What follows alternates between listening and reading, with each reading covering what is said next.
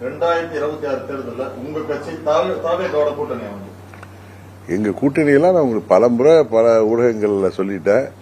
எங்கள் கூட்டணியெல்லாம் நாங்கள் டிசம்பர் மாதத்தில் தான் ஓரளவு முடிவுக்கு வர முடியும். சென்னை உயர்நீதிமன்றம் ரெண்டு யாரோ ஒருத்தர் ஆம்சாங் கொலை வழக்க சென்னை உயர்நீதிமன்றம் சிபிஐ விசாரிக்க உத்தரவிட்டிருக்காங்க, சிபிஐ விசாரிக்கணும்னு சொல்லி. ஆனால் உச்சநீதிமன்றத்தை தமிழக அரசு விசாரிக்க கூடாதுன்னு சொல்லிட்டு ஒரு மேல்முறையீடு முன்னெடுத்து அது வந்து என்னாச்சுன்னா உச்சநீதிமன்றம் சிபிஐ தான் விசாரிக்கணும்னு உத்தரவிட்டிருக்காங்க. இது ஒண்ணு. இன்னொன்னு, நேற்றுக்கு வந்து தாவேகா சார்பா சிபிஐ விசாரணை வேணும்னு சொல்லி 41 பேர் இறந்த வழக்கை வந்து உச்சநீதிமன்றம் கொண்டு போயிருக்காங்க. இந்த வழக்கையும் எதிர்த்து தமிழக அரசு மேல்முறை செஞ்சிருக்காங்க. தொடர்ந்து சிபிஐ எதிர்த்து மேல்முறை செய்யறதுக்கான காரணம் இல்ல, ஒவ்வொரு மாநிலத்திலையும் காவல்துறை இருக்குது, ஒரு அரசாங்கம் இருக்கிறப்ப தமிழ்நாட்டு உரிமைகளை விட்டுவிடக்கூடாது, விட்டு கொடுத்து விடக்கூடாது என்கிற காரணத்துக்காக எந்த அரசாங்கம் இருந்தாலும், அது இதுக்கு முன்னாடி அம்மாவுடைய அரசாங்கம் இருந்தாலும் சரி, அதற்கு முன்பு இருந்த அரசாங்கங்களும் சரி, தமிழ்நாட்டு காவல்துறை மீது மக்களுக்கு நம்பிக்கை இல்லாமல் போய்விடும் என்கிற கருத்தின் அடிப்படையில் தான் அவர்கள் அதை தேவையில்லைன்னு கேட்பாங்க. இதற்காக நான் உடனே திமுக சப்போர்ட் பண்றேன்னு சொல்லாதீங்க. நான் யதார்த்தத்தை பேசக்கூடியவன், நடுநிலையா பேசக்கூடியவன், ஒரு கட்சியின் தலைவருங்கிறத தாண்டி ஒரு பொதுமக்கள் இடத்துல இருந்து ஒரு குடிமகனாக சிந்திக்கிற பொழுது தமிழ்நாட்டு உரிமைகளுக்காக போராடுகின்ற அனைத்து கட்சிகளும் மாநிலத்தில் சுயாட்சி வேண்டும், தமிழ்நாட்டு உரிமைகள்லாம் மீட்டெடுக்கப்பட வேண்டும்.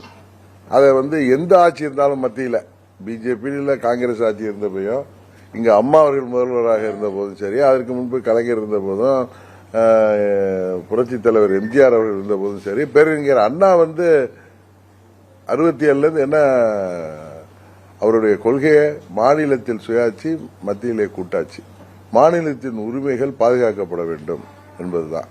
அந்த முறையில் எந்த ஆட்சியாளர்களாக இருந்தாலும், தயவு செய்து நீங்க ஏதோ திமுக கூட்டணி போறதுக்காக பேசுறேன்னு சொல்ல வேணாம். இது வந்து தேர்தல் வரப்போ அதுல என்ன ஒரு பெரிய எனக்கு ஒரு என்ன சொல்றது, சரியான வார்த்தை சொல்றேன்னா, எனக்கு உண்மையிலே வந்து நான் சிரித்துக் கொள்வேன். நான் ஒரு கருத்தை நீங்க கேட்கிறப்ப, ஒரு கேள்வி கேட்கிறப்ப அதுக்கு பதில் சொல்றப்ப அதை வைத்து கூட்டணி போடுகிறோம், கூட்டணி நாங்க அரசியல் தலைவர்களோ அரசியல் கட்சிகள் கூட நினைக்காத ஒன்றையெல்லாம் நீங்க யோசிங்க. ஆனா நீங்களே முடிவு பண்ணிடாதீங்க. அதனால இது வந்து உடனே திமுகவை நெருங்கி போகிறார். இன்னும் சில பேர் அவர் வந்து முன்னாள் அமைச்சர் செந்தில் பாலாஜி சதி திட்டம்லாம் தீட்டிருக்க வாய்ப்பு இல்லை. ஏன்னா அவரை எனக்கு பல ஆண்டுகளாக தெரியும். இன்றைக்கு எங்க கட்சியிலிருந்து வெளியேறிவிட்டதுனால அவர் மேல நான் குரோத எண்ணத்தோடையோ இல்ல காழ்ப்புணர்ச்சியோட பேசினா அது மனிதத்தன்மையாக இருக்காது.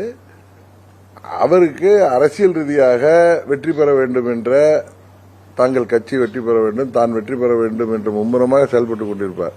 ஆனா அதுக்காக இதே மாதிரி கொடூர புத்தியெல்லாம் அவருக்கு இருக்காதுன்னு நான் சொன்னேன்னா, உடனே ஒரு ஊடகத்தை சேர்ந்த எனக்கு தெரிந்த நண்பர் பல விளக்குகளை பாவம் சிக்கிட்டப்ப நாங்கெல்லாம் அவருக்கு கண்டனம் தெரிவித்தோம். அவர் மேல தவறு இருந்தப்ப கூட, ஏன்னா ஒரு பத்திரிகையாளராக அவர் கைது செய்யப்படுது. அவர் நேற்று இதிலே பார்த்த அவருடைய இதுல இவருக்கு வந்து இவர் அமமுக கட்சி நடத்துவதற்கே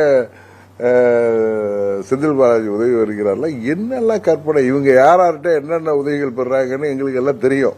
ஆனா அவர்களுடைய ரெப்புடேஷனே இன்றைக்கு கேள்விக்குறியா இருக்கிறப்ப என்னெல்லாம் பேசுறாங்க, சிரிப்பா இருக்கு. அதாவது ஊடகம் இன்றைக்கு சோசியல் மீடியா பெருகிவிட்டதுனால எதை வேண்டுமானாலும் யாரு மேல வேண்டுமானாலும் சேற்றை வாரி அரைக்கலான்னு பேசுறவங்க, தயவு செய்து ஒன்று புரிஞ்சுங்க, எல்லாத்தையும் மக்கள் பார்த்துட்டு இருக்காங்க. உறுதியாக சொல்ற, எந்த ஒரு அரசாங்கமாக இருந்தாலும், மாநில அரசாங்கம், அது தமிழ்நாடு இல்ல, கேரளாவா எடுத்துங்க, ஆந்திராவா எடுத்துங்க, பிஜேபி ஆளுகின்ற மாநிலமா இருந்தா கூட மாநிலத்தின் உரிமையை அவங்க காவல்துறை மேல மக்கள் மத்தியில மதிப்பில்லாம போயிடும் அப்படிங்கிறது தான் காரணமா. அதனாலதான் அது வேணாம்னு கேட்பாங்க. இதுக்கு போய் நீங்க உள்ளர்த்தெல்லாம் பாத்தீங்கன்னா அது நீதிமன்றங்கள் தீர்மானிக்க வேண்டிய விஷயங்களை நம்ம அரசியலாக பார்க்க கூடாதுன்னு நினைக்கிறேன். பிளே ஸ்டோர் மற்றும் ஆப் ஸ்டோரில் இருந்து பாலிமர் செயலியை QR கோடு மூலம் பதிவிறக்கம் செய்யுங்கள். செய்திகளை உடனுக்குடன் பெறுங்கள்.